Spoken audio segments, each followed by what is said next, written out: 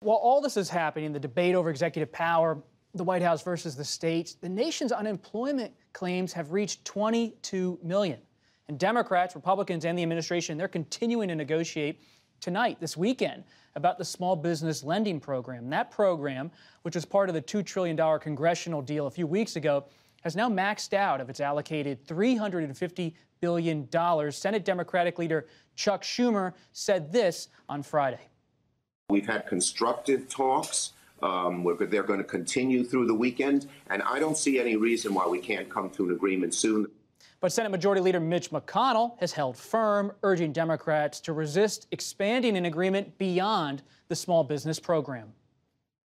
It's absolutely surreal to see Democratic leaders treat support for workers and small businesses as something they need to be goaded into supporting. This really should be above politics. Americans need Democrats to stop blocking emergency paycheck money and let this job-saving program reopen. Kristen, we keep hearing about President Trump, his tweets, his daily briefings, but there is a whole nother story on the economy and on the congressional side. It seems Friday that the two sides are coming a little bit closer together to add some money for hospitals, maybe $75 billion, Politico's reporting, on top of the $250 billion that the Republicans want for the small business program. Do you see the negotiations being successful this weekend? It seems like they are making progress based on my reporting. I've heard that figure as well, that $75 billion. Democrats essentially saying, look, we want money for hospitals, for state and local governments. They were stalemated, deadlocked just a few days ago, but they have started talking again. And that's in large part because the White House has moved forward, realizing that they need to give Democrats something in order to get this done. There's immense pressure on everyone, both sides of the aisle, to renew this fund. But as one administration official told me, that of course there's the most pressure on the president because he is the one who's sort of left holding the bag if this doesn't get resolved. And so that's why you see the White House moving an inch towards the Democrats. Will it be a done deal? That remains to be seen. They are hopeful. They're going to continue to talk throughout the weekend, and I'm told Tuesday is the earliest that they could actually be able to vote on this. Holding the bag, and Paula, the president's name's going to be on the checks for those stimulus payments that are going out. How have Democrats felt about that move from the administration? Well, House Speaker Nancy Pelosi has criticized that as unnecessary delay and an act of vanity. But in terms of this Phase 3 stimulus, I mean, this was passed with record speed and record size. White House officials tell me, yes, there's a lot of details we need to work out on the fly, but specifically with refunding the small business program, they're under a lot of pressure because the president is also hearing from outside conservative voices that they do not necessarily want to see a Phase 4, and they would prefer to see the country reopened and get back to business. So if they can come to a deal on this to refund this specific program, that may help buy them more time before they're really pressed on a Phase 4. Peter, the reason this is all expired money is because all these businesses are applying for loans and they want to see more loans go out. What's your read? Is it political theater? Will both sides ultimately come together like they did on Phase 3 and that $2 trillion deal, or not?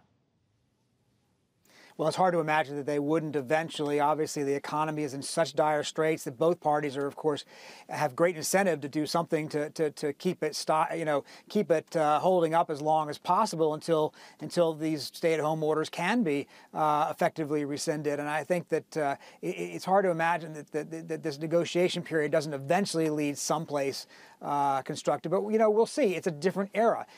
In previous eras, this wouldn't have been that hard. But this is a moment of polarization. You heard the president at his briefing just now, not more than a half hour ago or so, trashing Nancy Pelosi, saying she was on vacation, she didn't want to come back and do her work, trying to pressure her and make her look like she is indifferent to the needs of the country. A lot of Republicans went after her this week because of pictures involving ice cream, and so they're trying to turn the table on the Democrats, even though, of course, the incumbent party in the White House is usually the one that owns the economy one way or the other, for good or for ill. Eventually, of course, if they get a deal, this is a temporary thing that might not matter very much politically in the fall.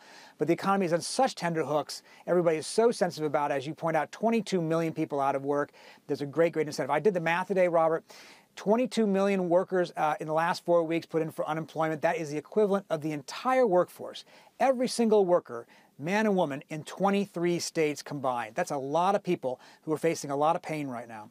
Kim, to that point about pain, I mean, you see it up close in any community. Your heart goes out for people who are losing their job. And I love your reporting because you're always keeping an eye on Boston for WBUR up there. What's happening on the ground? We see the stock market's pretty steady. It's even rising off some news of development of new drugs.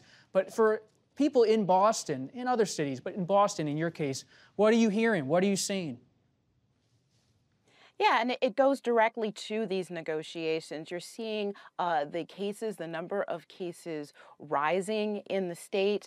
It's one of its own, one of the country's hot spots. At the same time, you're also seeing things like racial disparities in how this virus has manifested, playing out in Boston and surrounding communities. And you see the healthcare system.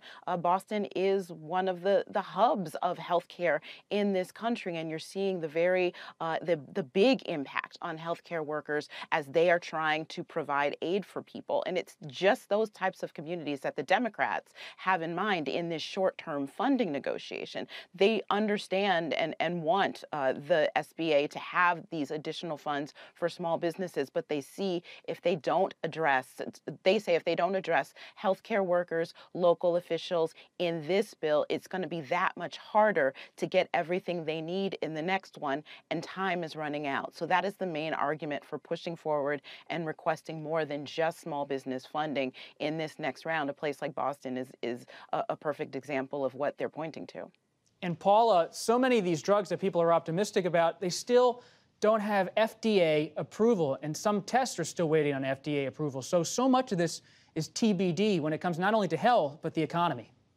Absolutely. So many of these business leaders have said robust testing is necessary, and they don't just mean testing for COVID. They also mean antibody testing. And just moments ago, Dr. Birx was explaining just really how little they understand so far about being able to test folks for whether they've been exposed, and if they've been exposed, if they are actually immune. It seems we're still a long way from that. There's also questions about vaccines. We're still a year to a year and a half out of a vaccine. Then there's the question, a policy question, not just a science question, about whether that vaccine would have to be mandatory in order to be effective. The sources I've spoken with say based on this, the nature of this virus, the government would need to mandate this vaccine in order to truly make it effective. And if they don't mandate it, then this whole argument that we'll be fine once we have a vaccine is pie in the sky.